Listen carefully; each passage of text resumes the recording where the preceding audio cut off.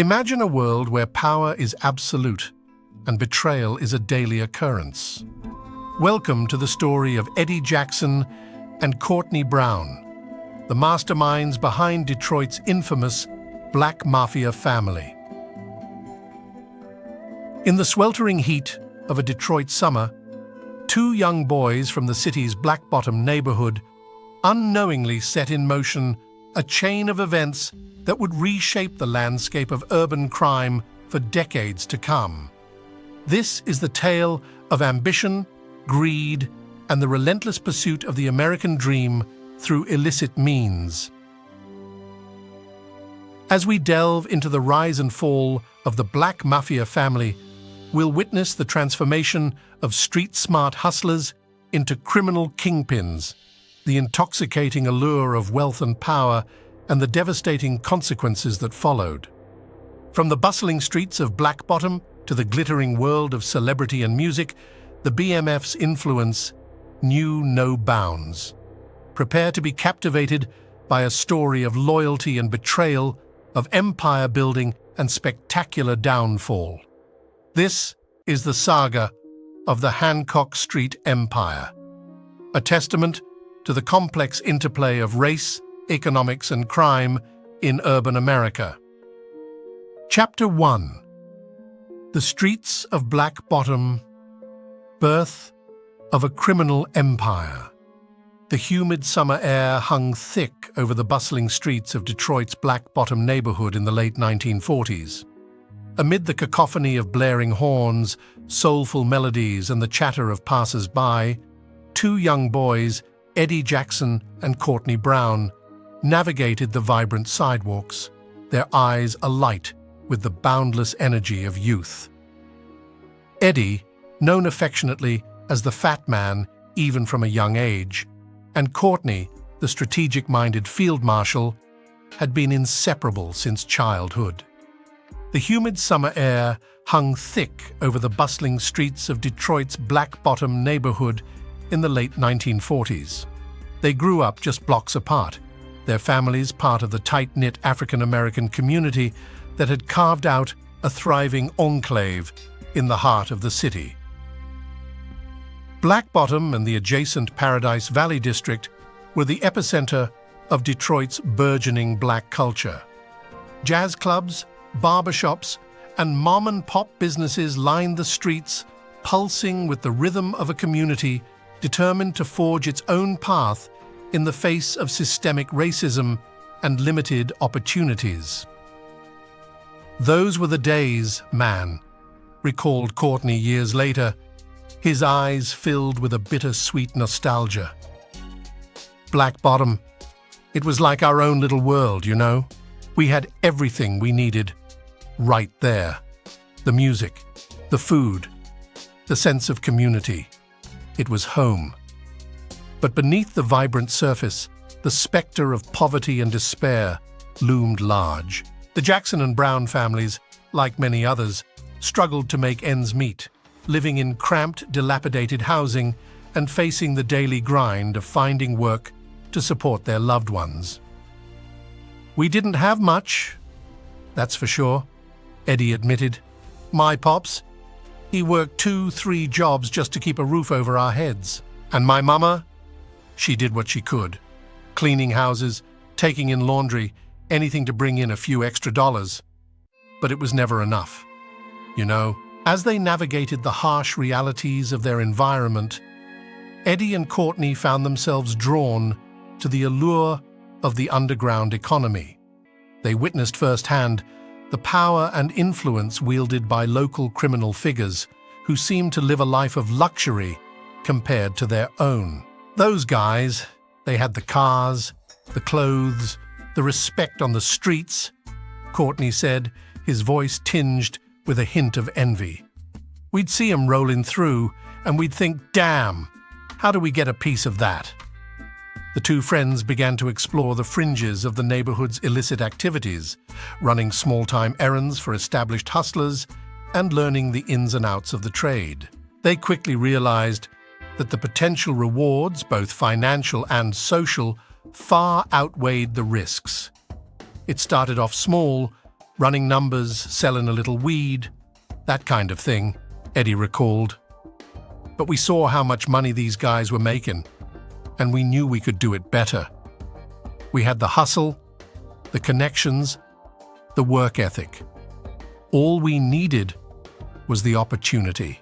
That opportunity presented itself in the form of a pivotal moment in Detroit's history, the sweeping urban renewal projects that would forever change the landscape of Black Bottom and Paradise Valley. In the 1950s and 1960s, the city embarked on an ambitious plan to revitalize its inner-city neighborhoods, often at the expense of the very communities it claimed to serve. Entire blocks were razed to make way for new highways, public housing projects, and commercial developments, displacing thousands of African American residents. They just came in and tore it all down, Courtney said, his brow furrowing with frustration. All those businesses, all those homes, gone, just like that. And where did they think we were going to go? They didn't care about us, man. We were just in the way of their progress. The upheaval and displacement caused by the urban renewal projects shattered the tight-knit fabric of Black Bottom and Paradise Valley. Families were scattered, businesses shuttered, and the once vibrant cultural hubs were reduced to shadows of their former selves.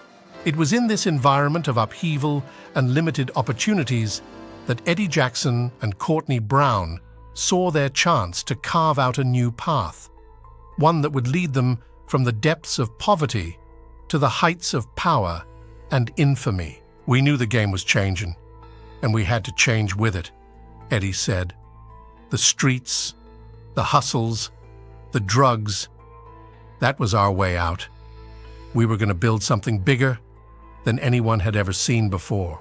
With a steely determination and a willingness to take risks, the two friends set out to establish their own criminal enterprise, unaware that their actions would eventually shake the very foundations of Detroit's underworld and leave an indelible mark on the city's history. As the 1960s drew to a close, the seeds of the Black Mafia family had been sown, setting the stage for a rise to power that would captivate the nation and redefine the boundaries of organized crime in urban America.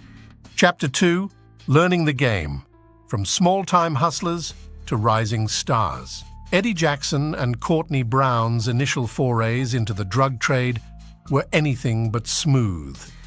As young men in their early 20s, they faced a steep learning curve, encountering setbacks and challenges that threatened to derail their ambitions before they even got started. In the aftermath of the urban renewal projects that had reshaped their childhood neighborhood of Black Bottom, Eddie and Courtney found themselves drawn to the allure of easy money and the power that came with being part of Detroit's burgeoning drug underworld. They had witnessed the lavish lifestyles of local drug dealers, and the prospect of escaping poverty through illicit means proved irresistible. We saw these cats driving around in caddies, wearing the latest fashions, and living in the nicest places, recalled Courtney years later. It was like a whole different world, and we wanted in on it. We knew the risks, but the potential rewards were too good to pass up. Their first attempts, however, were met with disastrous consequences. Lacking the necessary connections and know-how, Eddie and Courtney found themselves on the wrong end of violent confrontations with rival dealers. One incident left Courtney with a gunshot wound to the leg, a stark reminder of the dangers they were up against. Undeterred, the two friends set out to learn the ins and outs of the drug trade, forging relationships with seasoned players who could provide them with the guidance and resources they needed. It was through these connections that they eventually met John Claxton, a key figure in Detroit's heroin distribution network. Claxton, a veteran of the city's criminal underground, recognized the potential in the young, ambitious duo. He saw in them a combination of street smarts and business acumen that could prove invaluable in the highly competitive world of drug trafficking. John took us under his wing, Eddie recalled. He showed us how to properly handle the product, how to set up a distribution network, and how to avoid the heat.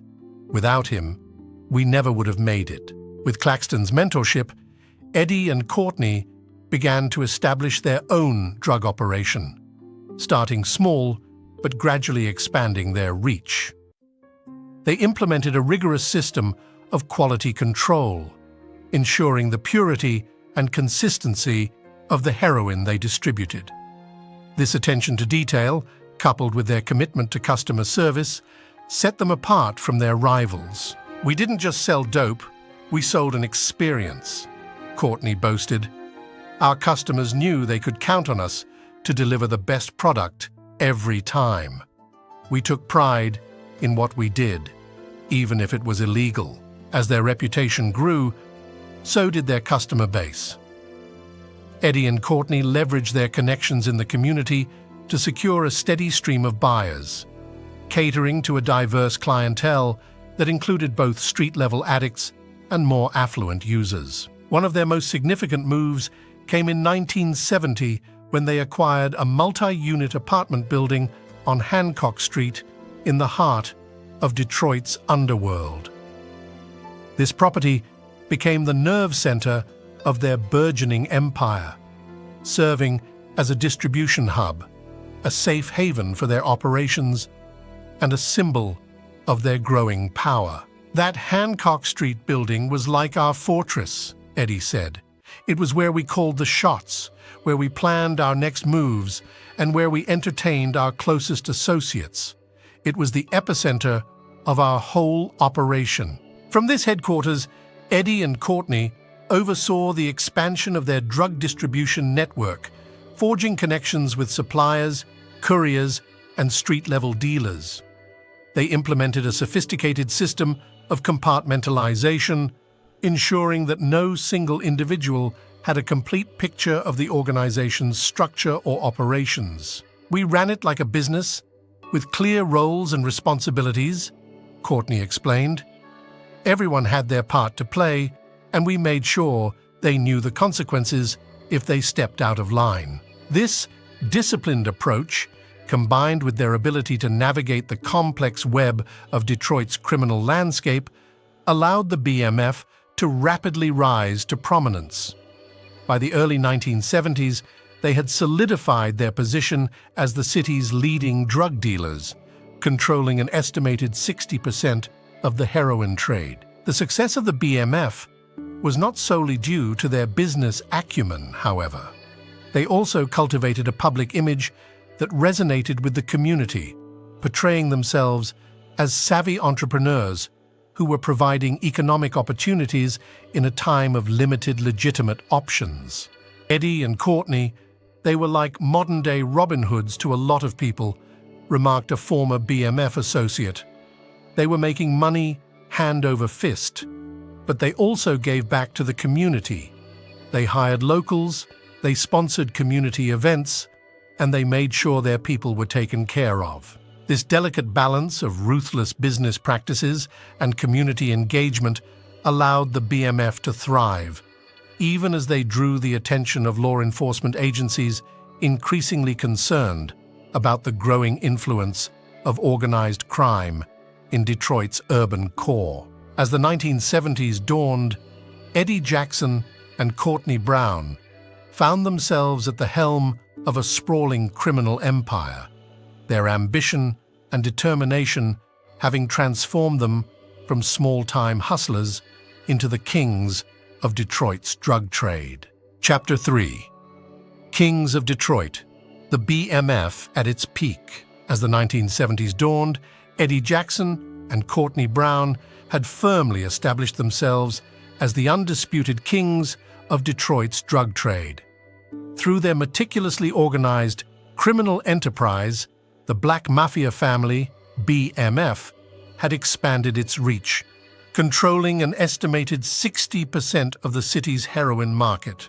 The Hancock Street apartment building that served as the BMF's headquarters had become a veritable fortress, a hub of activity where the organization's intricate operations were meticulously coordinated.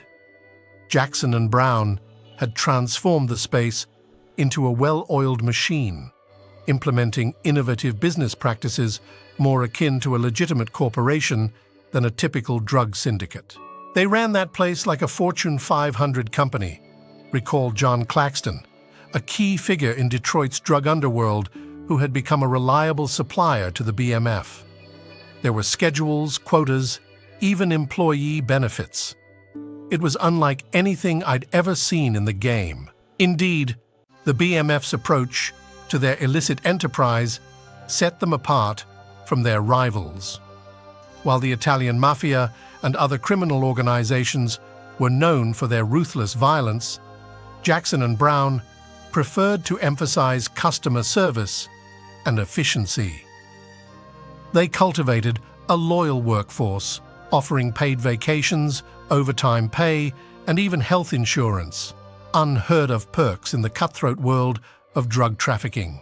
This unique business model, combined with their shrewd leadership and strategic planning, allowed the BMF to rapidly expand its operations and solidify its dominance in Detroit. The organization's tentacles stretched across the city with a vast network of distribution points and a steady stream of high-quality heroin supplied by Claxton and his connections. They had this system down to a science, explained a former BMF member who requested anonymity. We'd get the product, package it, and have it out on the streets within hours. There was no wasted time or effort. It was all about maximizing profits. The BMF's success was not limited to the drug trade alone. The organization had also forged strong ties within Detroit's vibrant entertainment industry, particularly the legendary Motown records. Rumors swirled that as much as 80% of the music produced at Motown during the BMF's heyday was created under the influence of drugs supplied by the criminal enterprise. It was an open secret that the BMF had their hooks in Motown, said a former Motown executive who spoke on the condition of anonymity. They'd provide free cocaine to the artists, the producers, even the executives. It was a way for them to maintain control and influence over the industry. The BMF's connections in the music world extended beyond Motown. Jackson and Brown were known to host lavish parties at their Hancock Street headquarters, inviting a who's who of Detroit's entertainment elite. Richard Pryor, members of the Temptations, and other high-profile celebrities were all reportedly in attendance, indulging in the BMF's generous supply of drugs and experiencing the organization's ostentatious displays of wealth.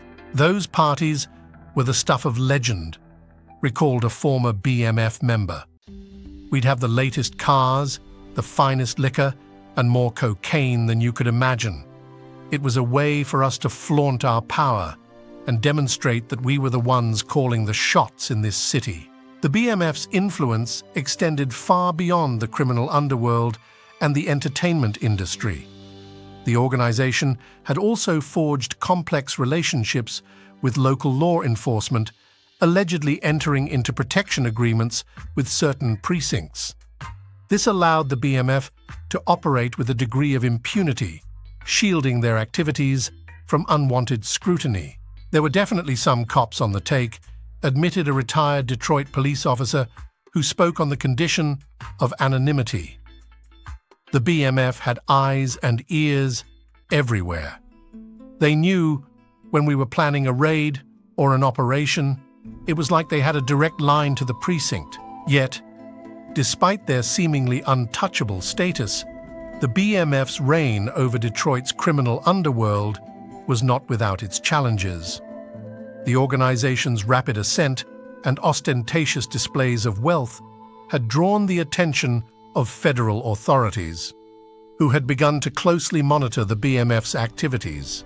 "We knew they were getting too big, too powerful," said a former agent with the Drug Enforcement Administration, DEA, They were flaunting their wealth, and it was only a matter of time before we cracked down on them. As the noose of federal scrutiny tightened around the BMF, Jackson and Brown remained undeterred, confident in their ability to outsmart the authorities.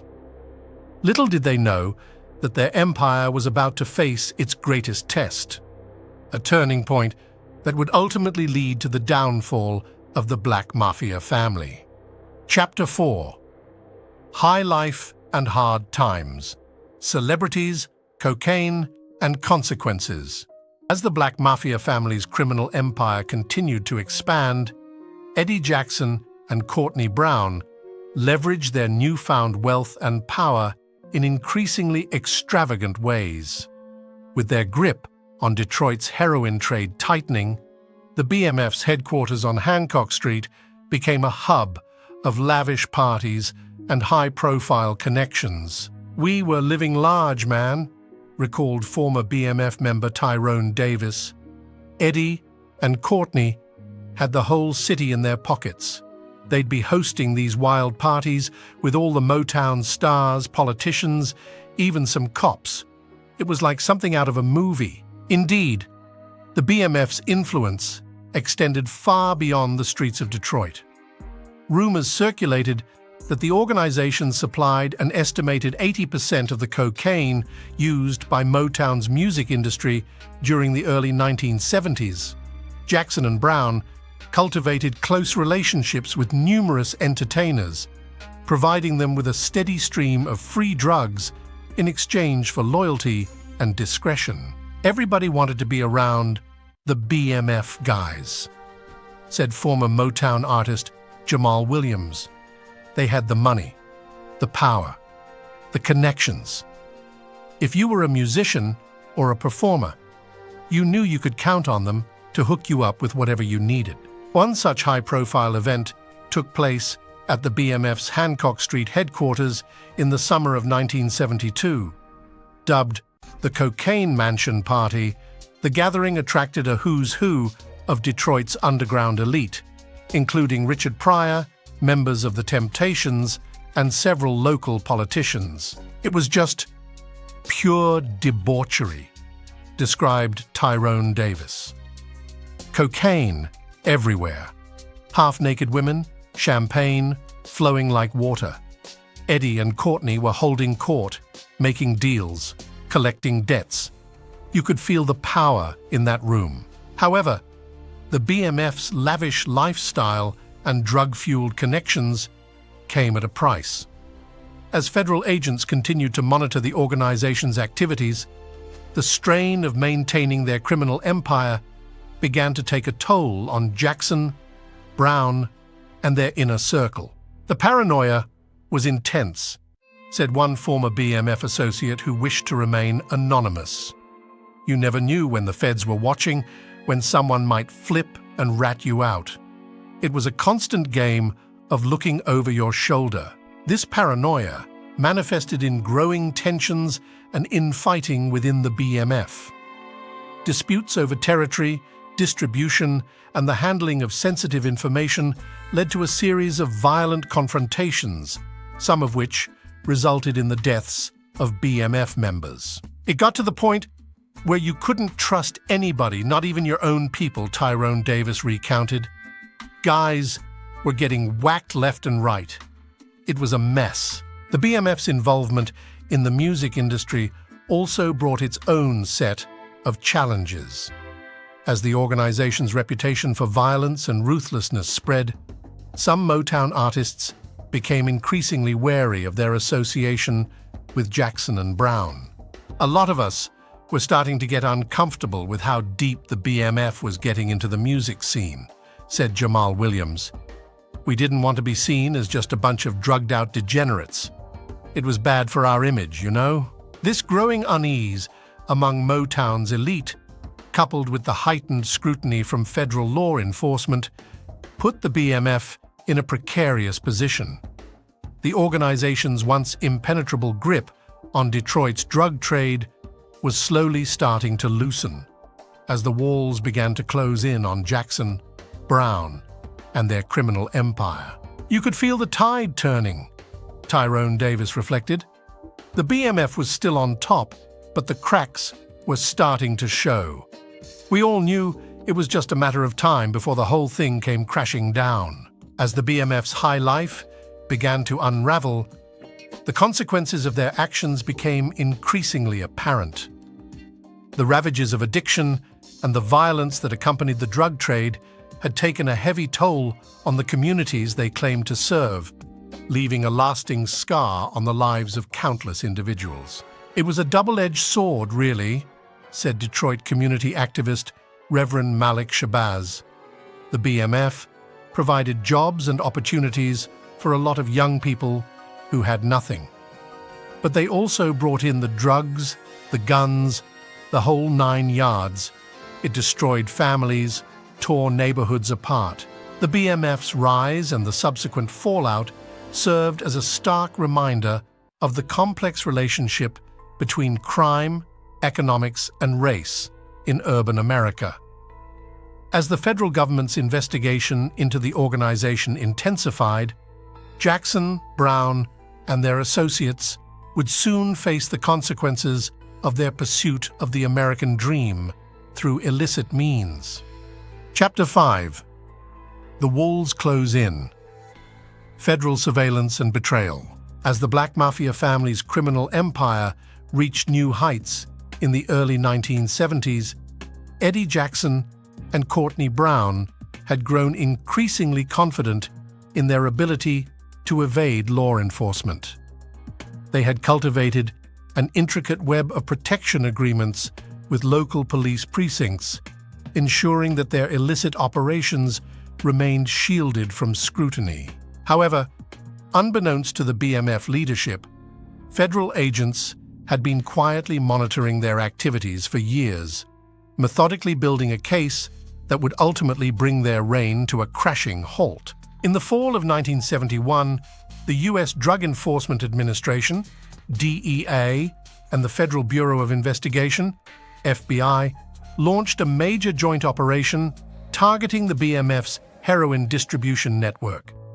Codenamed Operation Turnkey, the investigation involved extensive surveillance, wiretaps, and the recruitment of informants from within the organization's ranks.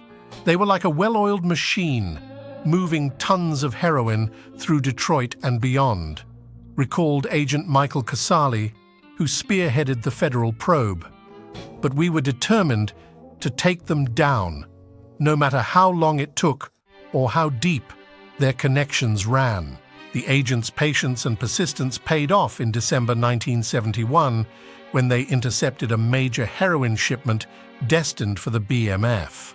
On the evening of December 14th, federal and state law enforcement officers converged on a warehouse on the outskirts of Detroit, seizing a staggering 22 kilograms of pure heroin, the largest such seizure in Michigan's history at the time.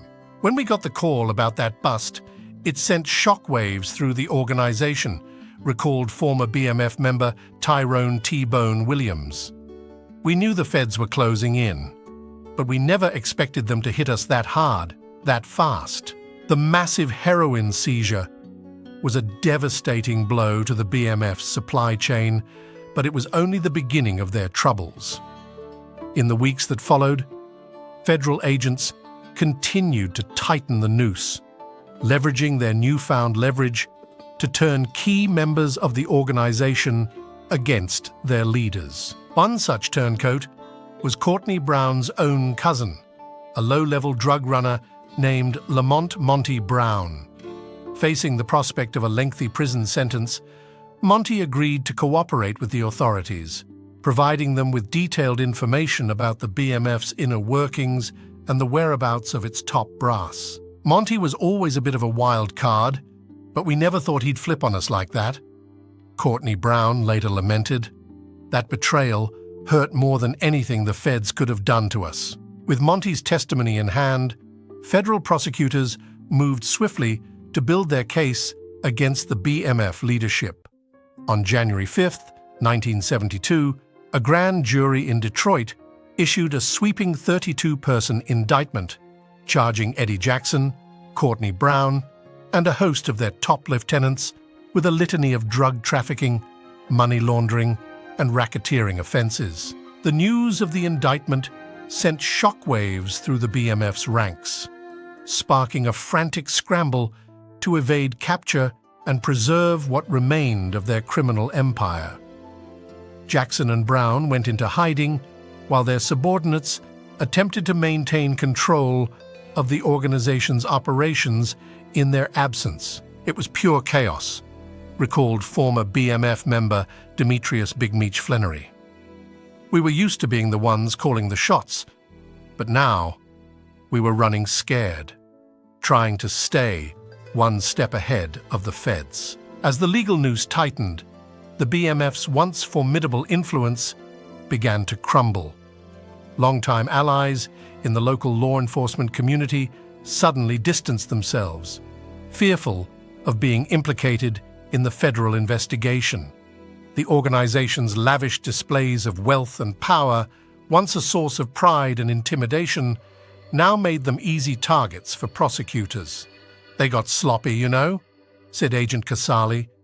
"They thought they were untouchable, that their money and connections could protect them forever.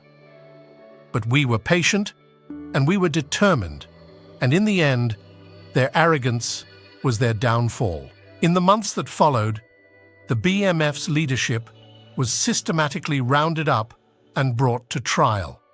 Jackson and Brown, the co-founders who had built the organization from the ground up, were among the first to be apprehended, captured in a dramatic raid on a safe house in suburban Detroit. The trials that ensued were marked by high drama and bitter recriminations as former BMF members turned on one another in a desperate bid for leniency. Courtney Brown, in particular, was devastated by the betrayal of his own cousin Monty, whose damning testimony proved instrumental in securing convictions against the top leadership. "I trusted that boy with my life, and he sold us out for a few years off his sentence," Brown lamented during one particularly heated court appearance.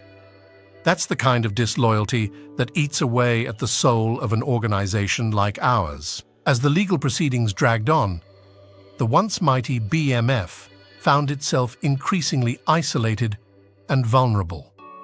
With their leadership either in custody or on the run, the organization's once vaunted drug distribution network began to crumble, leaving a power vacuum that was quickly filled by rival criminal factions. "It was the beginning of the end for the Black Mafia family," said Agent Casali. "They had built an empire on fear and intimidation, but in the end, they couldn't withstand the relentless pressure of the federal government. Their downfall was a cautionary tale about the true cost of pursuing the American dream through illicit means." In the aftermath of the BMF's collapse, the Detroit community was left to grapple with the broader implications of the organization's rise and fall. The devastation wrought by the heroin trade, the corruption that had permeated the city's power structures, and the lingering effects of urban renewal projects all contributed to a profound sense of disillusionment and loss. "We had put our faith in these men, thinking they could provide for us when the system had failed us," said Reverend Nathaniel Hawthorne, a prominent community leader. "But in the end, they were no better than the politicians and bureaucrats who had torn our neighborhoods apart." The BMF's legacy is a tragic one, a reminder of the deep-seated issues that continue to plague urban communities across this country.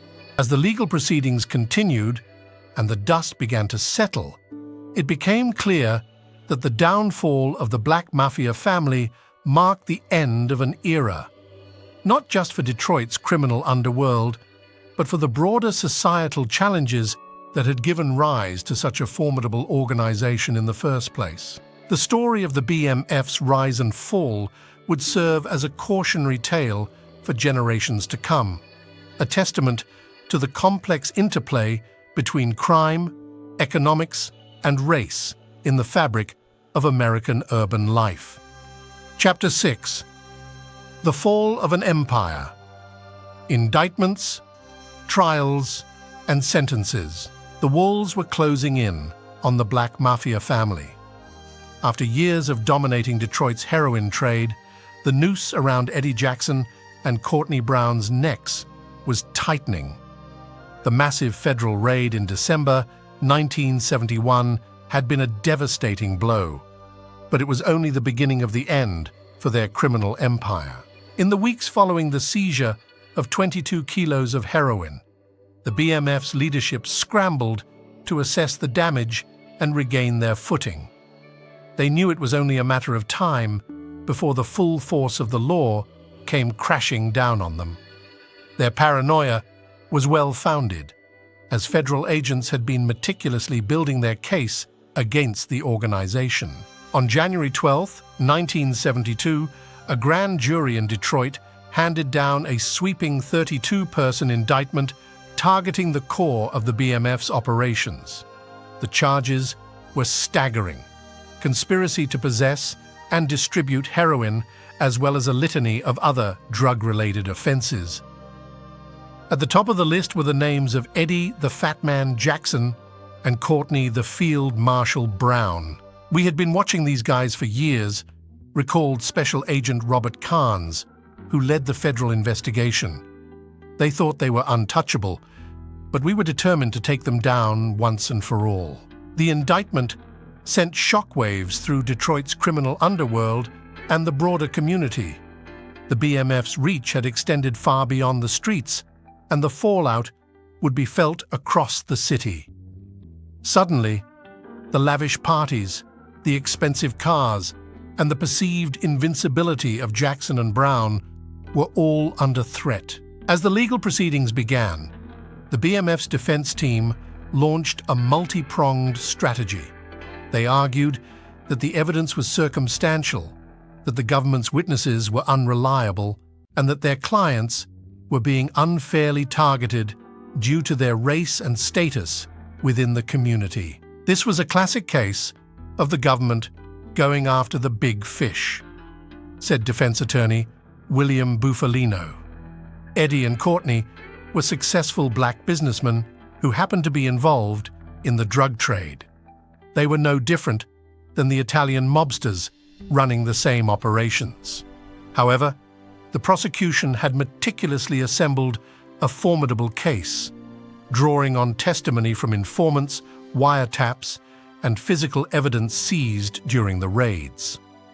The sheer scale of the BMF's operations, as well as the lavish displays of wealth, made it increasingly difficult for the defense to sow doubt in the minds of the jurors. As the trials progressed, the courtrooms became a stage for high-stakes drama. Witnesses were intimidated, and there were even allegations of attempted bribery and witness tampering. The BMF's lawyers fought tooth and nail, but the weight of the evidence proved too much to overcome. One by one, key members of the organization were convicted and sentenced to lengthy prison terms.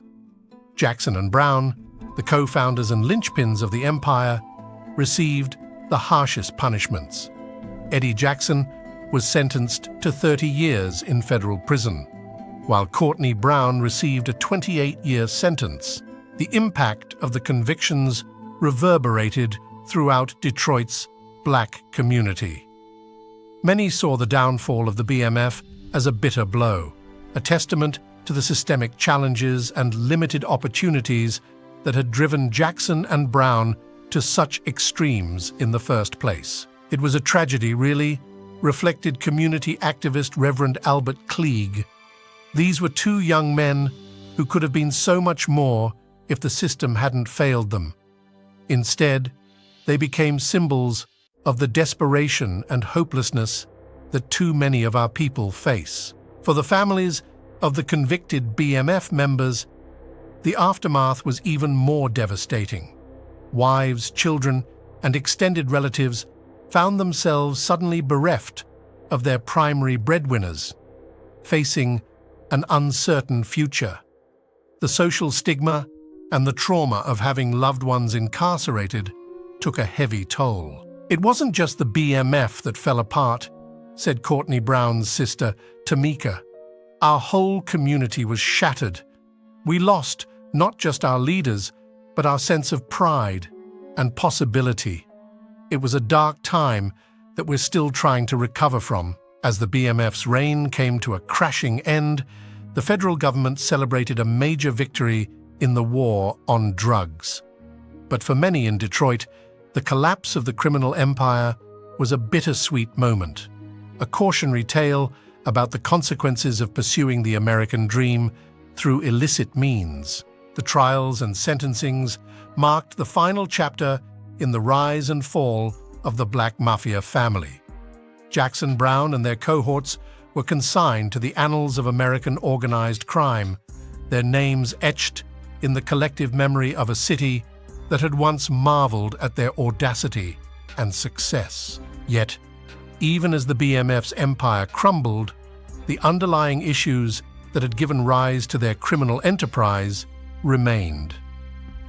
The systemic inequalities, the lack of economic opportunities, and the ongoing challenges faced by inner-city communities continued to cast a long shadow over Detroit's future. As the city grappled with the aftermath, it became clear that the story of the Black Mafia family was not just a tale of greed and ambition gone awry, but a complex reflection of the broader societal forces that continued to shape the lives of those trapped in the cycle of poverty and crime. Chapter 7. Legacy of the Black Mafia Family. From the streets to pop culture. The story of the Black Mafia family, BMF, had captivated the city of Detroit for nearly a decade, leaving an indelible mark on its urban landscape.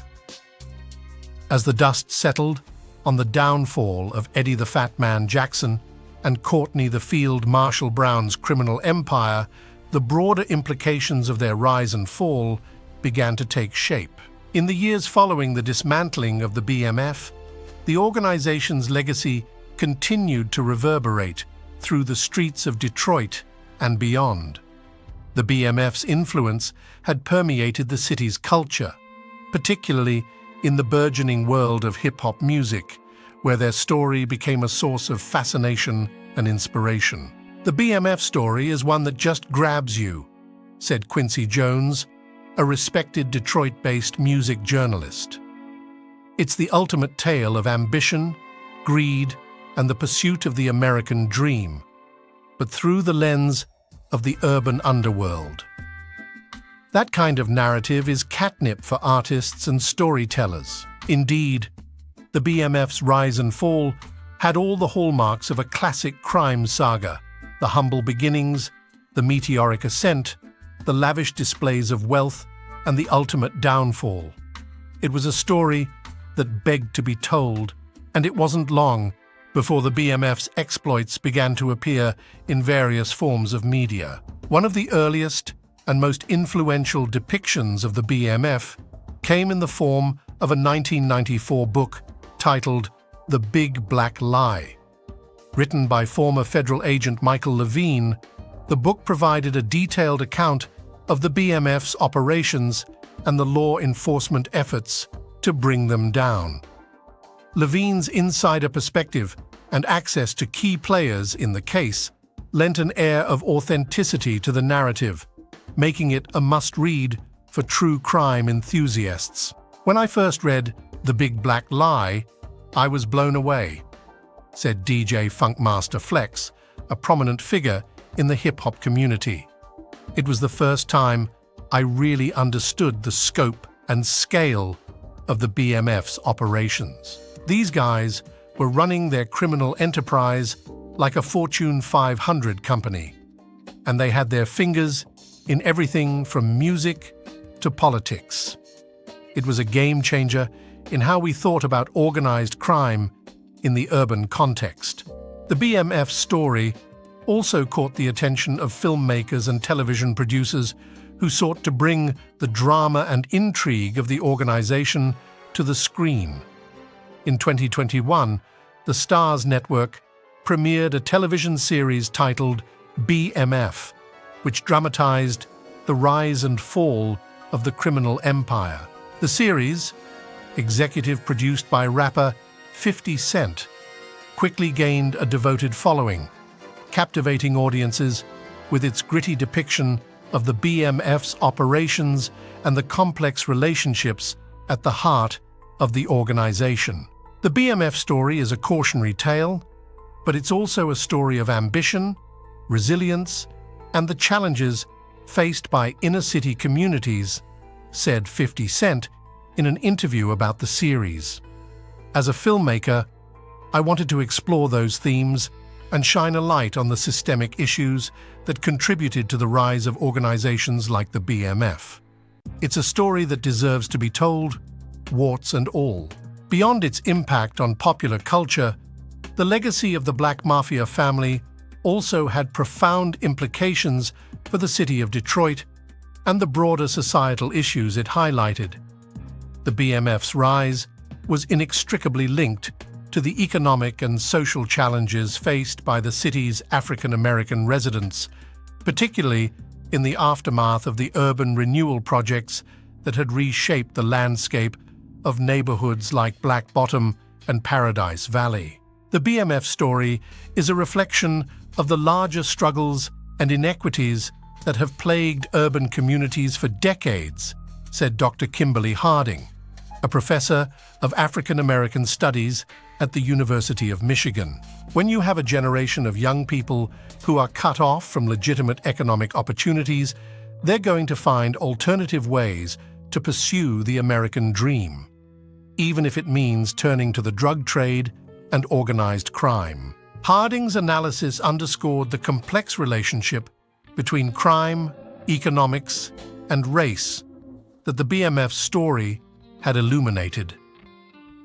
The organization's success in many ways was a product of the systemic barriers and limited options faced by residents of Detroit's inner-city neighborhoods. The BMF's ability to provide employment, wealth, and a sense of community in the face of these challenges only served to further cement their hold on the city. The BMF was a product of its environment, said former Detroit police officer John Breckenridge. You had a generation of young people who were essentially abandoned by the system, and the BMF stepped in to fill that void. They offered a path to success, even if it was through illegal means. That's a powerful draw for people who feel like they have no other options. As Detroit and other urban centers continue to grapple with the legacy of disinvestment, racial segregation, and limited economic opportunities, the story of the Black Mafia family serves as a cautionary tale and a call to action. It highlights the urgent need for comprehensive, community-based solutions that address the root causes of crime and poverty, rather than relying solely on law enforcement to combat the symptoms. The BMF story serves as a powerful reminder of the complex interplay between crime, economics, and race in urban America, reflected community activist Letitia Jackson. It challenges us to confront the underlying issues that give rise to such remarkable and devastating criminal enterprises. We must invest in our communities and provide legitimate pathways to success to prevent history from repeating itself. As we conclude this gripping tale of the Black Mafia family, we invite you to join the conversation. What are your thoughts on the BMF's legacy and its impact on urban communities? How can we address the systemic issues highlighted by their story? If you found this story enlightening, please take a moment to like, comment, and share it with others. Your engagement helps us bring important narratives like this to a wider audience. Don't forget to subscribe to our channel for more captivating true crime stories that shed light on the complexities of our society. Together, we can learn from the past and work towards a better future.